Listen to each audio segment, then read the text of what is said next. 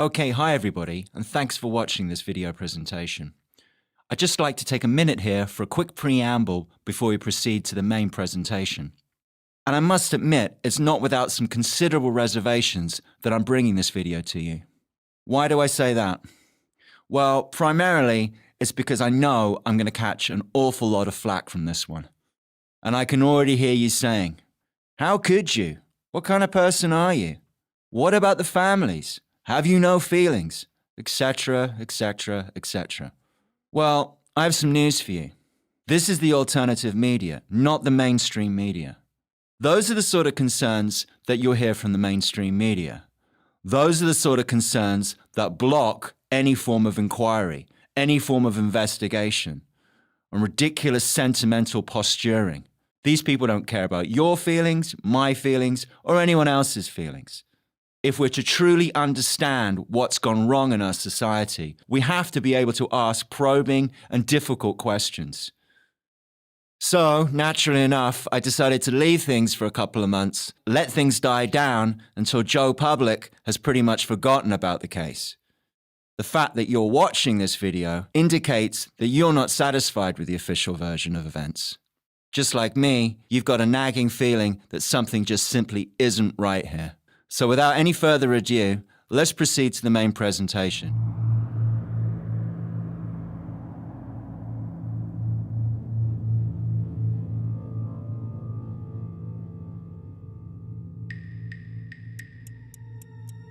Just before 1 o'clock today, Jo Cox, MP for Batley and Spenborough, was attacked in Market Street, Bristol.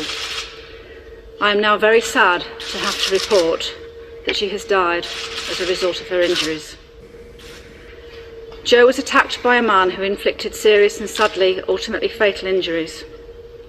Subsequently, there was a further attack on a 77-year-old man nearby who has sustained injuries that are non-life-threatening. Shortly afterwards, a man was arrested nearby by local uniformed police officers. Weapons, including a firearm, have also been recovered. At 1:48 p.m, Jo Cox was pronounced deceased by a doctor who was working with a paramedic crew that were attending to her serious injuries. This is a very significant investigation with large numbers of witnesses that have been spoken to by police at this time. There is a large and significant crime scene, and then there is a large police presence in the area. A full investigation is underway to establish the motive for this attack. So I think by this point, the motive should be fairly clear. Do you think it could have anything to do with these guys, perhaps?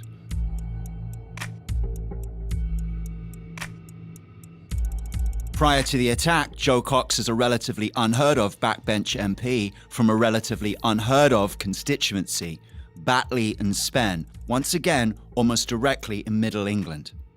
This is where the attack takes place, and if you look at some of these Google images, you can clearly see the CCTV camera mounted on the wall of the library. Where are the recordings from these cameras? A member of the public films the moment of arrest. Now I want you to look very closely at Thomas Mayer's right arm. Notice the lack of tattooing. This is important. Also notice the complete lack of blood anywhere on the suspect. Try to remember that this guy has unloaded 3 .22 caliber bullets at extremely close range into Jo Cox's head, as well as stabbing her multiple times. He should be absolutely covered in blood. He simply wanders away from the scene of the assassination, holding a plastic bag full of the murder weapons. He might as well just have walked directly to the police station. Here's yet another shot showing absolutely no tattooing on the right arm. As most of you are probably aware, guns have been completely illegalized in the United Kingdom. For a mentally ill gardener like this guy, it would have been even harder. So it was suggested that somehow he made his own gun, as well as his own ammunition. And I saw him pulling a gun out of his bag. The gun was an old-fashioned one, it looked like a makeshift one. He couldn't really go onto the black market to buy the weapon because this market is completely controlled and dominated by police informants.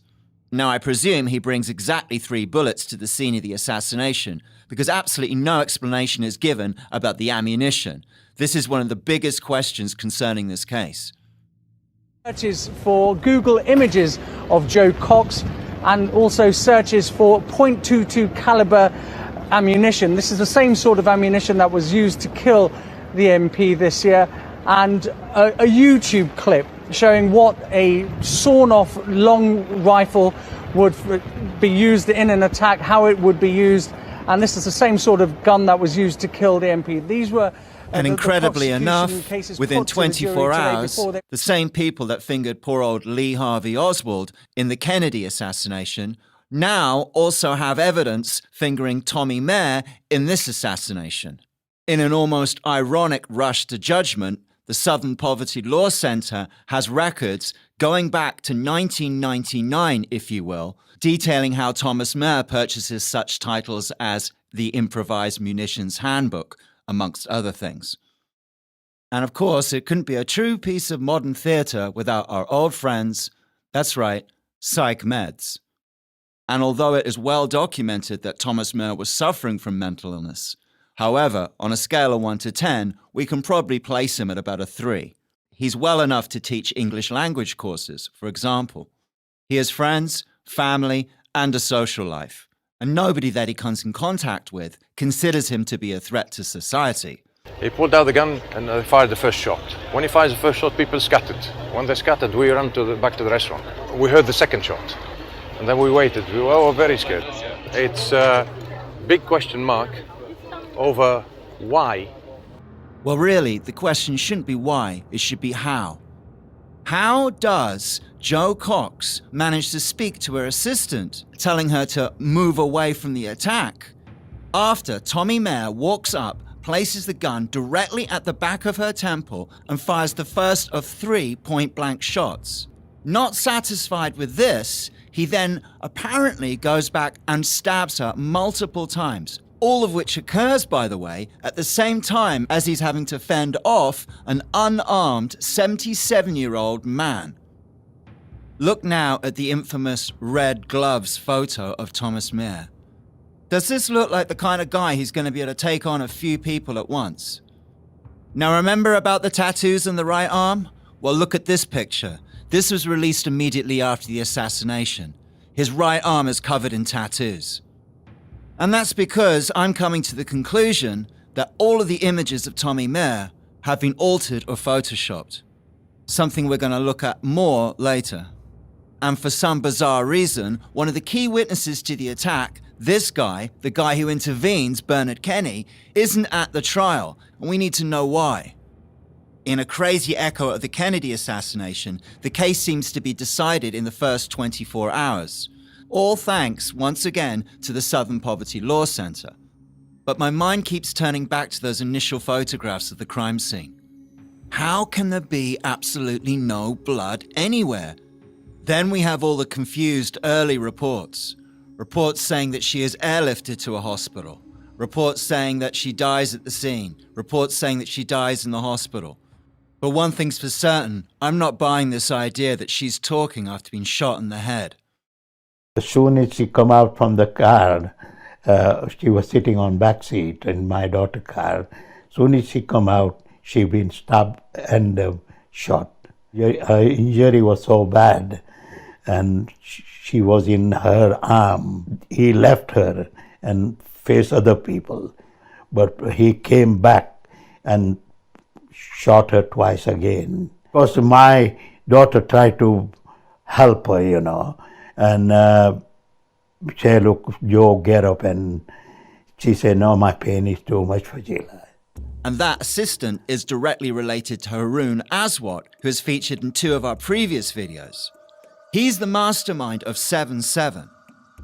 News outlets constantly repeat the theme that Mayer shouts Britain first before shooting and stabbing her. This is an attempt to link him to the far right. Now, I mentioned that we were going to talk more about the eyewitnesses, because all is not what it seems here.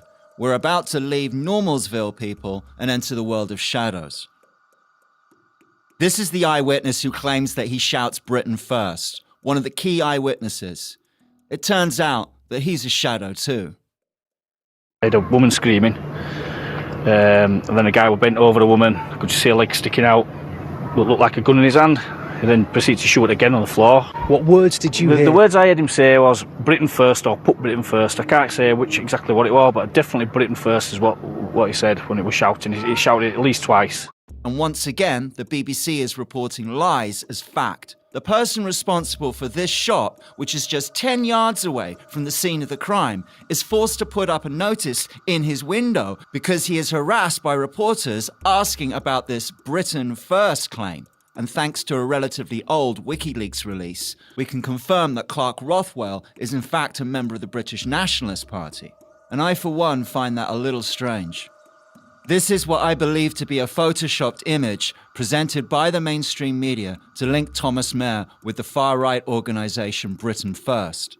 Notice how they've placed him in a group shot using a banner to obscure most of the work, and everyone else is holding that banner. All other members of the group are in uniform. He is the only one present not in uniform. He's at a far-right demonstration wearing a chicken cardigan. His legs appear to be at a strange angle. Everyone else is clearly posed, looking centrally at the camera. Why is he looking away? And why would Mr. Clark Rothwell implicate another fellow extremist? It's time we took a look at the British National Party and Britain First to find out exactly what's been going on. Now, if you were running the deep state, at a bare minimum, you would wish informants in these organisations. And potentially, you might even completely control these organisations. They may well be what some researchers have termed controlled opposition. Britain First is a fast-growing splinter group from the British Nationalist Party led by Mr. Paul Golding. And to be fair, they're not actually a bunch of racists. They are primarily Islamophobes. The focus of these groups has long shifted away from black immigration into the new wave of Islamic immigration. And obviously their support is highest in levels where immigration is the highest. One of the reasons I was reluctant to make this video is because I've had to deal with and confront my own feelings about mass Islamic immigration. One thing that I do know, however, is evoking the crown at every turn isn't going to solve any problems anytime soon. It is, after all, the establishment which has fostered this disaster. Our communities have been deeply enhanced by immigration. Deeply enhanced. Well, that's just the thing, isn't it? She did absolutely nothing for her local community. Was it the rioting, the unemployment, the poverty? Was it the child grooming? Or was it maybe just biscuits? My constituency is also home to Fox's Biscuits and Lion Confectionery. What in the name of f*** are you talking about? It's not exactly a powerhouse of industry, is it? So I'm sure you will not think it an indulgence, Mr. Speaker, if I describe Batley and Spen as a constituency with an industrial heart wrapped in a very rich and pleasant Yorkshire landscape. And you know what? Even that's not true, because the biscuit factory just hit a wall. It's insane that she has to cite this 200-employee business as being a pinnacle of her constituency, as well as having to conveniently turn a blind eye to the fact that just round the corner is a hotspot for organised paedophilia, Islamic grooming gangs, which she obviously knew all about, but either A, was unable to process it mentally, or B, was cognizant of it, but chose to keep her mouth shut like everybody else. Suffice to say that this is the tip of the iceberg and probably involves social services and local government. What does this have to do with Jo Cox and Brexit? Well, it's from Europe that these policies have come from. These gangs are clearly out of control. They've even been reduced to stripping the local infrastructure of anything of value. But all Jo Cox cares about is continued membership of Club Europe. And many businesses in Yorkshire also want the security and stability of Britain's continued membership of the European Union, a cause I look forward to passionately championing in this place and elsewhere. Because that's where our heart truly lies, with a bunch of unelected fascists who appear to be hell-bent on creating as much chaos as possible. Now, Jo Cox, as you mentioned in the intro there, had been an avid supporter of the Remain campaign leading up to the European referendum. She'd taken part in numerous events, including a flotilla up the River Thames with her family on her own boat.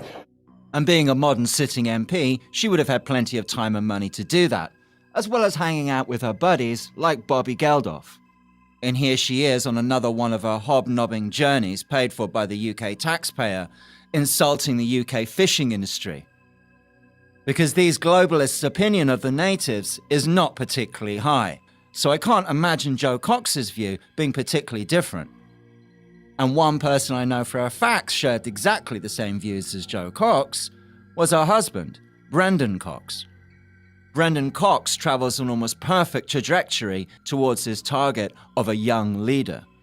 He's a globalist, a socialist, and a Blairite. For people who don't know, that's a supporter of Tony Blair, the war criminal. After attending the right London universities, he climbs his way up through the charity ladder, finally ending up with a senior post at Save the Children, also known as Rape the Children. Apart from getting paid vast amounts of money and a vast expense account for doing little more than asking people for money, Brendan runs into a bit of trouble at work. Basically, he's been trying to get jiggy with pretty much anything that moves in the office. And here we get a glimpse into the reality behind Jo and Brendan. Even the mainstream media admit themselves, Save the Children as a thoroughly corrupt organization. And here we have a perfect example of the kind of nepotism and corruption that exists at Save the Children. The chief executive of Save the Children hands his brother, who runs an advertising agency, over $1 million, £700,000. Because that's the kind of work Brendan Cox is really involved in.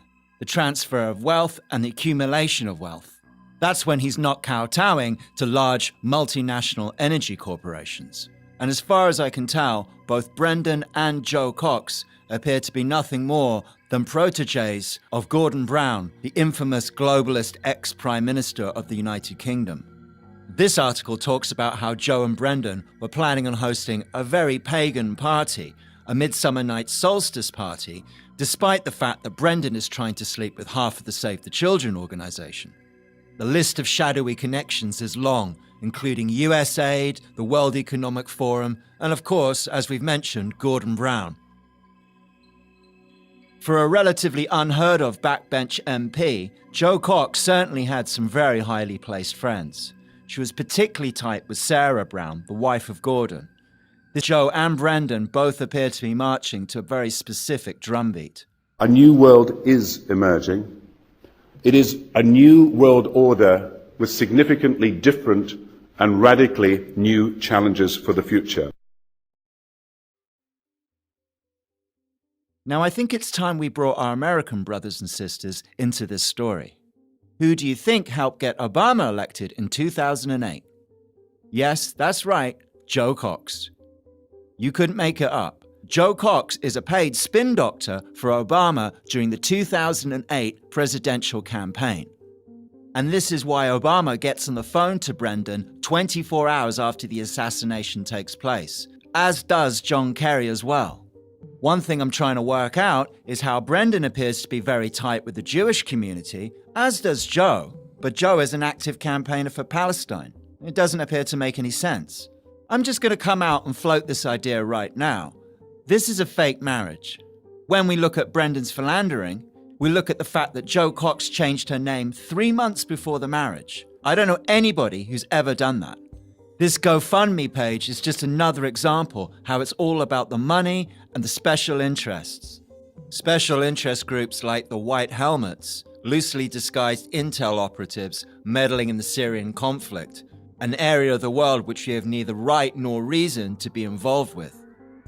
If you find our tale a little unbelievable at this point, understand this. The establishment has tried this before. This is Anna Lindh, who was killed in 2003 while on a shopping trip in Stockholm. She was a Swedish foreign affairs minister. Exactly like the Jo Cox assassination, she is the same age, she is murdered in broad daylight, and the killer even has exactly the same profile of being the nationalistic nut job on psych meds. Anna Lindh was a typical hard-shopping armchair socialist. But her murder is enough to swing the vote.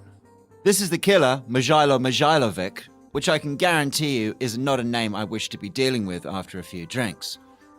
The powers that be in Europe obviously have limited imaginations. Is it possible that they just simply decided on a rerun of the Anna Lindh assassination? After all, it worked once before. You set up one of your own people, a globalist. When they are killed in a horrific manner, the public naturally feels sympathy for them. If you were to vote against the proposition being placed in front of you, you would be considered, like the killer, to be a far-right, dangerous to society lunatic. And in this particular instance in Sweden in 2003, the plan went off without a hitch. However, in 2016, things did not go according to plan. With the murder of Jo Cox, the Anna Lindh murder only becomes more suspicious. But don't worry, I'm sure the CIA has all bases covered. Thanks to the release of the Operation Northwoods documents that are now over 40 years old, we know that the CIA have long planned for mock funerals. It sounds hard to believe, but it's there in black and white. And frankly, there's enough weirdness around this case without us having to worry about or try to explain why the family appear to be laughing their heads off at the funeral. One of the reasons why I'm now beginning to question the fundamentals of this story, the murder, the body, is because at the trial, there was no body produced. No photographic images of the body were shown to the jury. Nevertheless, at the time, the murder is milked for all it is worth. The three main political parties all attend the funeral in a show of unity. Because what is at stake politically goes far beyond the three main political parties' views. This is a 300-year-old drive for a European superstate. And this perhaps is one last desperate roll of the dice to ensure the vote goes in their favor. Please don't think that I just sit around at home pulling images off the internet and making freaky-ass videos. In fact, during the research stage of this video, I visited a member of parliament to try and solicit his opinions on the case. It should come as no real surprise to you that the politicians are completely clued out on reality. I personally highly doubt whether Jo Cox was politically aware enough to realize the agendas behind some of the causes she was supporting. Like so many other career politicians, Jo Cox appeared to have time and money for everyone else apart from the people she was supposed to be representing. And ultimately, this has led to the downfall of these politicians. It doesn't matter if it was Darfur, Palestine, Syria, you'd always find Jo Cox grinning away in the background. I'm not sure that she realized what her pro-immigration policies were doing to the United Kingdom. And unfortunately, I'm not really sure who was pulling the strings. Was it Gordon Brown? Was it Brendan? Or was it some other unnamed shadowy globalist? Time and time again, the same players seem to pop up in these cases, like this woman, for example, Emma Arbuthnot. As well as handling the Michael Adebolajo case, Emma Arbuthnot also presides over the Lord Jenner case. This did cause some controversy at the time, as a clearly guilty paedophile member of parliament is allowed to slip away on a plea of insanity. It's an almost perfect example of the horrific level of corruption amongst the elite in the United Kingdom. Now, if you don't know who Michael Adebolajo is, you need to watch one of our earlier videos. Let's just say the meat cleaver is not there for decoration. Acting as a magistrate, the involvement of Emma Arbuthnot only raises more questions. That is dependent, of course, on whether or not questions are allowed.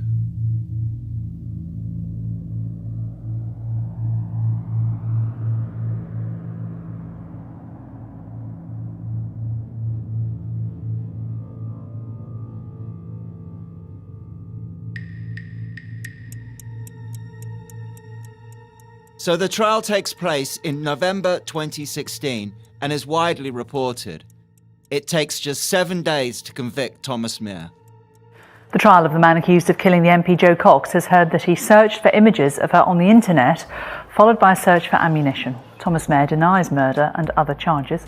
Sky's Ashish Joshi now joins us live from the Old Bailey. By what means Ashish, it's uncertain, heard but during the trial, he's silenced. During his arrest, he's silenced. He doesn't say a word at any time. Now, how many of you have heard of a political killer with absolutely nothing to say?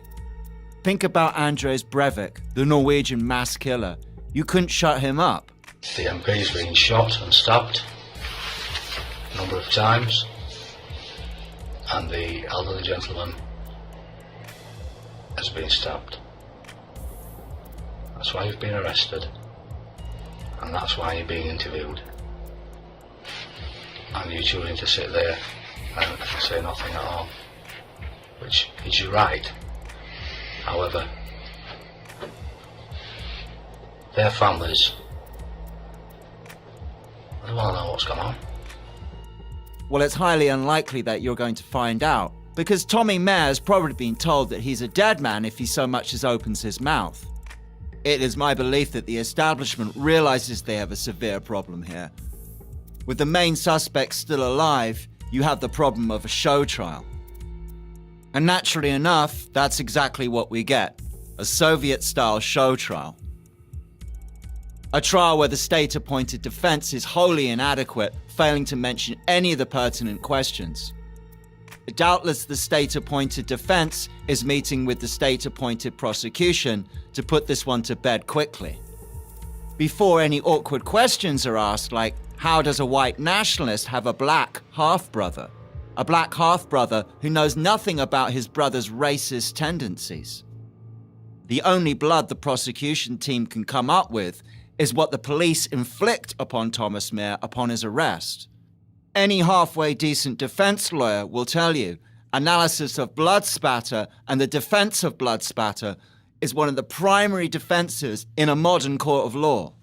The defense are also completely negligent in trying to find out who supplies Tommy Mayer with the weapon, because he certainly doesn't go out and purchase it himself.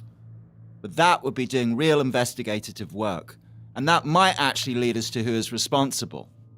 The nuts and bolts of this case, the actual murder itself, the weapon, the stabbing, the amount of ammunition, these are the key questions. All of the other evidence against Thomas Mayer could have easily been fabricated. For example, the planted Nazi regalia, the fake library records, the Southern Poverty Law Centre's involvement. The whole way that people seem to be looking at the case appears to me to be wrong. For example, the police completely failed to look at the idea of where did he get the ammunition from. I mean, he has to have more than 3 bullets. I assume he thinks that each bullet is going to be a direct hit. Plus, he has had absolutely no firearms training and has to reload at least once, all the while being attacked by a 77-year-old man, and there's at least 2 other people in the midst of this attack. But the worst thing of all, the real icing on the cake, is the failure to show the body. That, to me, signals something is inherently, deeply wrong. I guess all of this Nazi regalia and this Nazi literature was squirreled away from family and friends, or he simply never let anyone in the house. And I'm not sure how owning a copy of Schindler's List and Conspiracy qualifies you as being a potential killer. The prosecution case seems to concentrate mainly on circumstantial evidence. And like I mentioned before, all of this is easily fabricated. Even if we assume he is a right-wing lunatic and he did do the killing, that still does not answer the questions we've raised earlier. Like, for example, does he have help obtaining a weapon and ammunition? As for the CCTV footage that's been released to us, it's a joke. It just shows Thomas Mayer wandering about the town at various points in the day. It's not even particularly clear what day that is.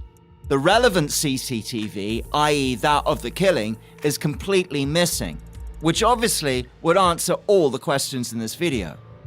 Realizing a little bit too late that they may have some problems with this narrative, the mainstream media have decided to start floating a more plausible motive.